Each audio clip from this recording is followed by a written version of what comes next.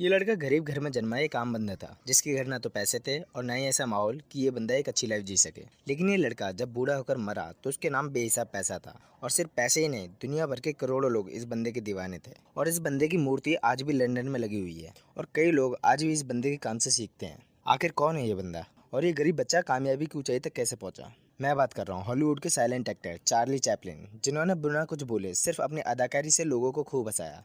Charlie Chaplin का पूरा नाम चार्ल्स स्पेंसर जूनियर है और इनका जन्म 16 अप्रैल 1889 में लंदन में हुआ था। चार्ली के फादर का नाम चार्ल्स चैपलिन सीनियर था, जो कि एक म्यूजिक हॉल में एंटरटेनर थे, और इनकी मां का नाम हैना चैपलिन था, जो उसी म्यूजिक हॉल में सिंगर थी।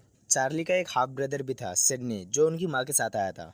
चार्ली का जीवन बचपन से ही गरीबी और मुश्किलों में रहा था। इसी दौरान चार्ली और उनके पिता को पता चला कि उनकी मां का अफेयर लियो ड्राइडन नाम के आदमी के साथ था, जिनसे उन्हें एक बच्चा भी था। इसके बाद चार्ली के पिता ने शराब पीना शुरू कर दिया और चार्ली, सिडनी और उनकी मां को घर से बाहर निकाल दिया। इतना क्या ही कम था कि चार्ली की मां की आवाज़ चली गई, जिसके चलते वो गाने नहीं गा सकती थी, यानी कमाने के सारे साधन खत्म। चार्ली अपनी बायोग्राफी में बताते हैं कि बचपन में मुझे परेशानी के बारे में शायद ही पता था, क्योंकि हम लगातार मुश्किलों के साथ जी रहे थे, इसलिए मैं उन्हें नज़रअंदाज करता था। इसीलिए दोनों भाइयों ने अपने फादर का प्रोफेशन चुना और दोनों ने ही एक्टिंग करना शुरू कर दिया। दोनों भाई अपना पेट भरने के लिए एक्टिंग किया करते थे और लोगों को चार्ली की एक्टिंग बहुत पसंद आने लगी थी। हालांकि पैसे थोड़े कम थे, मगर ठीक थे। चार्ली ने शुरुआत में शेरलॉक होम जैसे कैरेक्टर प्ले किए, कई जगह शोज किए, मगर चार्ली को अभी भी वो मुकाम नहीं मिला था। धीरे धीरे चार्ली की एक्टिंग में लोगों को पोटेंशियल दिखने लगा और चार्ली को न्यूयॉर्क मोशन पिक्चर कंपनी ने अमेरिका में इनवाइट किया। चार्ली ने अमेरिका में मेकिंग अ लिविंग मूवी से शुरुआत की, जो लोगों को बहुत पसंद आई। इस मूवी के ठीक 5 दिन बाद चार्ली की दूसरी मूवी रिलीज हुई, kid auto race and Venice, जिसमें चार्ली ने ऐसा कैरेक्टर तैयार किया जिसने चार्ली को बहुत फेमस कर दिया, द ट्रैम्प। ये कैरेक्टर आज भी लोगों को बहुत पसंद आता है, क्योंकि लोग इस कैरेक्टर से खुद को रिलेट कर पाते थे। द ट्रैम्प उस टाइम पे सबसे पॉपुलर और कॉमेडी कैरेक्टर बना था। इसके बाद चार्ली ने कभी पीछे मुड़कर नहीं देखा। इस कैरेक्टर ने चार्ली को इतनी तरक्की दी कि 3 महीने बाद चार्ली खुद अपनी फिल्म प्रोड्यूस और डायरेक्ट करने लगे थे। चार्ली ने आगे भी कई फिल्में दी, the kid, a woman of Paris, the circus, city light, modern times. लगातार लोगों को चार्ली की हर फिल्म पसंद आ रही थी। चार्ली अपनी फिल्म में अपने हर रोल को परफेक्शन से करते थे, चाहे उसमें कितने भी टेक्स क्यों ना लगे। और आपको जान के हैरानी होगी, मगर चार्ली अपनी फिल्म बिना किसी स्क्रिप्ट के बनाते थे और कहीं पर भी अपने हिसाब से स्टोरी चेंज कर दिया करते थे।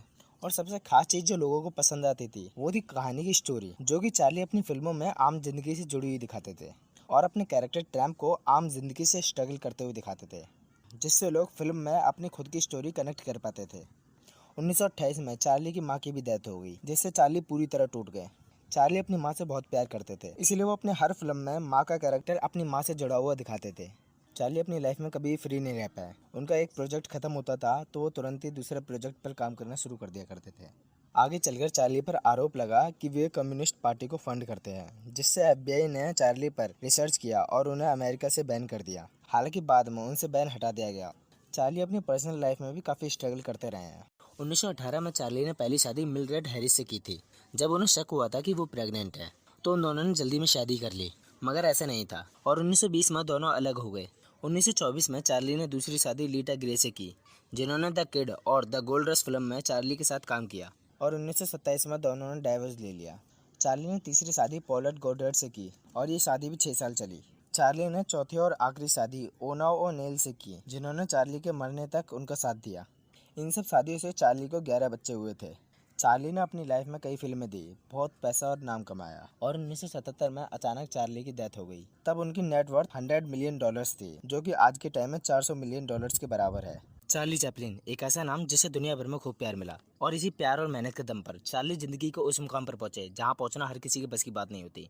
इंग्लैंड की गरीब सोसाइटी से निकलकर दुनिया के सबसे रिच फिल्म स्टार बनने तक उनकी जर्नी कई मुश्किलों और तकलीफों से भरी रही, पर चार्ली ने कभी हार नहीं मानी। बचपन में चार्ली की मां के अफेयर की बात जानकर चार्ली के फादर ने उन्हें घर से बाहर निकाल दिया, तो हार मानने की बजाय वो मेहनत से पैसे जोड़ने लगे ताकि जिंदगी चल सके। चार्ली अपनी जिंदगी में हमेशा स्ट्रगल करते रहे हैं। देखते देखते चार्ली की मां की आवाज़ चली गई, और इतना क्या ही कम था कि उनकी मां की मेंटल कंडीशन भी खराब हो गई। इस बीच चार्ली को प्यार भी हुआ, लेकिन वो उसमें भी फेल हो गए। प्यार के मामले में तो चार्ली को सबसे ज़्यादा फेलियर देखना पड़ा। चार्ली ने 4 शादियाँ की, जिनमें 3 टूट गई और उनकी चौथी शादी सफल रही। चार्ली की लाइफ से यही सीखने को मिलता है कि हमारी लाइफ कैसे भी क्यों ना हो, उसे हम ही सुधार सकते हैं। बस अपना काम करते रहो, आपकी ट्रेन खुद पटरी पर आ जाएगी। कहानी अच्छी लगी हो तो वीडियो लाइक करो, और मैं ऐसी कहानी लाता रहता हूँ। उन्हें सबसे पहले देखने के लिए चैनल सब्सक्राइब करो।